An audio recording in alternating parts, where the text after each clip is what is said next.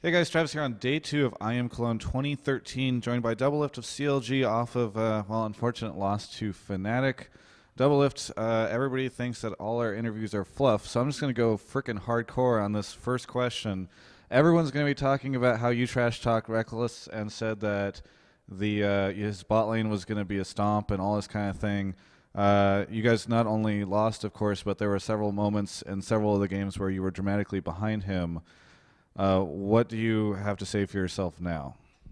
Well, the first game we went in for an all-in on like Yellow Star, and then I don't know what happened, but like we just overcommitted when we had already won the lane, and we went for the kill, which is retarded.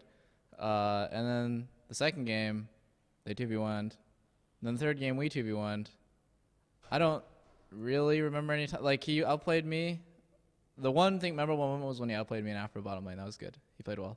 Other than that, there wasn't really that much outplaying going on between us. Third game, he was up on you by like 40 or something CS pretty early on. Yeah, I mean that's what happens when your team gets really far ahead. So, I'm gonna say that he's good, but yeah, this whole like rivalry thing is just for fun. It's for me at least. He's a lot better than I expected though, for sure. But obviously when his team is stomping us, then he has much more leeway to like farm than I do. Because when Shyvana comes down and like roams on me and just constantly dives me, I can't farm. But you know, his team is ahead. It all came from just misplays on our part, but Fnatic played pretty well overall. We had a lot to learn.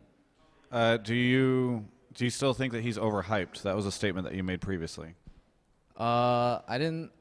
Yeah, I think we're both overhyped. So that statement still stands. He's good though. I'll say that he's the best EU ADC I've played against, for sure. Like when I went to All Stars like a year ago, Yellow Pete, it's like different dimensions. Rekkles is still very passive though. I think he's like kind of 6 months ago me, where he just farms double golems a lot. He just likes to farm, and that's like a good play style, but it's kind of not optimal in the meta right now. So he's the best EU AD carry. You said in your interview with Carmack best NA AD carry, correct? Yeah. Okay. And your assessment is that the best NA AD carry is right now better than the best EU AD carry. I don't know. See, that's the thing. Is Fnatic is a top 4 world team, and you know we're still struggling with our roster stuff. I want to play against him more and see. I can't tell you who's better, but I can tell you he's really good. You know, I wouldn't say that it's like even if you know it like tussled around and we just kept playing each other. I think in the end we would go even because we're both pretty good. There you go. Now that we've handled that, let's talk about the rest of the aspects of that game. Obviously, this was going to be a tryout period for Aframu and Trixie. We mentioned this previously in one of the interviews.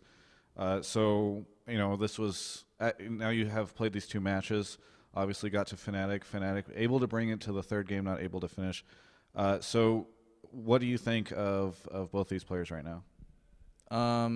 Well, I can't really speak for Trick because he's like we only really use Trick as our tool for initiation and for me for ganks. So like I'll call, or me and Afro will both call for when to gank. He can be unresponsive at times, but I don't know. We'll have to talk about it as a team. But I can speak for Afro. He's obviously my support. He played really well. He made a couple mistakes getting caught and stuff, but overall, I think his biggest mistake this whole tournament really was just going a little overzealous at level 1 against Fnatic, which got us behind bot lane against Rekkles. But that's fine. Like, you know, mistakes happen, and overall, Afro's he's a good player. He pretty much carried us game 2 along with Link. So, it sounds as though Aframu might be sticking around. Is it starting to get safe to say that? I think Afram is pretty safe. You know, unless there's some other like support contenders coming up. I'm really comfortable playing with him, and I think we're really good. You can just tell like how much impact we have bottom lane, even when we're like losing and stuff. We're always looking to make plays, always looking to like just influence the rest of our teammates. But yeah, I mean it's up to the rest of the team. I actually haven't talked to them because we just came out of the game, so I haven't talked to the rest of my team. Like, what do you guys think? But I think for me, at least, Afram is safe. Getting the thumbs up there. There was a discussion that was had in the player lounge or whatever about the decision to pick Lee Sin in one of your games, or actually I think it was multiple games, right? So what was the reasoning there? That was bad, and there's no real reasoning. I think Nian wanted to counterpick. That didn't really work out for Lee Sin versus Shyvana. He doesn't like Renekton versus Shyvana. So I don't really know what his, the rest of his thought process was, but that was the gist of it. And it didn't work out, and Monte Cristo is frantically texting me, telling me about how we're never going to play Lee Sin ever again. Okay. And so that's that. Is he outlining punishments that he will be taking against the team and the players on it for your decision to do that? Yeah. Or your performance? Yeah, 20 lashes each and 100 push-ups. Okay. There we go. It seemed as though Link played very well in those games. Would you agree? Yeah, he played well. Link is, I think before he would have jitters for just playing in front of a crowd. This time the crowd's not so big. It's like 70 people. And also it's, even though the setup is kind of uncomfortable, I think he's had more lane experience. So he's getting into it. He's playing well. Do you think that the fact that they're German had anything to do with it? What do you mean? The crowd is German. What does the crowd being German have to do with Link's performance? So you would just say that, from this, it sounds as though you don't think that had anything to do with it. Oh, no, it had nothing to do with it. Link is, this is like first time playing internationally, I'm pretty sure. So I'm proud that he played so well. He's good. Along those lines, it seems as though Link has gotten a little bit better lately. Do you have anything that you would attribute his recent increase in performance to? Doping. Definitely a lot of doping. Hopefully he doesn't get those, what is it called? The Grand Prix medals taken away? Yeah. Lance Armstrong style. No, he's just practicing a lot. He loves playing the game. In our off season, he would just play and get top 20 challenger and then get it taken away from him. I don't know how that happened, but he loves playing. He just spams solo key, he spams normals. He just plays a ton. He plays way more than he did last season, and so do I. So I guess this newfound love for the game, because it's always changing. All these new champions are more fun than the old ones. He likes it. He likes just spamming. Correct me if I'm wrong, but this is the first time CLG has played on an international level in a long time, correct? Yeah, really long time. So what was this experience like for the team? Well, I came with pretty low expectations, but the whole team kind of knew we're probably underdogs when it comes to winning this tournament.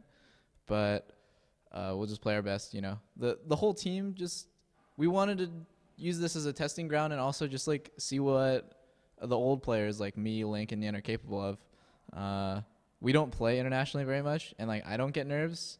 And Link, he kind of had nerves season 2 or season 3. I don't really know about Nian. He doesn't seem to get nerves, and we just wanted to see how well do you play when it really matters. And when it really matters is just only LAN. You can play the best in scrims, and if you can't perform in LAN, then it doesn't matter. What have you thought of Germany? I saw a Facebook album, photo album that says Germany is awesome, and it's got a bunch of pictures of different types of candy. And McDonald's. Yeah. So Germany is sick. It's really cold, but the food's good. I think overall people are just more attractive in Germany. It's really weird.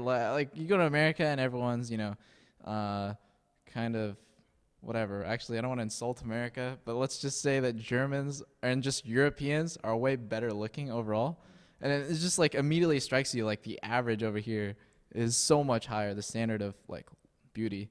The architecture's cool. It comes straight out of video games. I never thought I'd see a building. I think video games come straight out of history. Yeah, whatever. So it's historical, okay? These buildings look cool.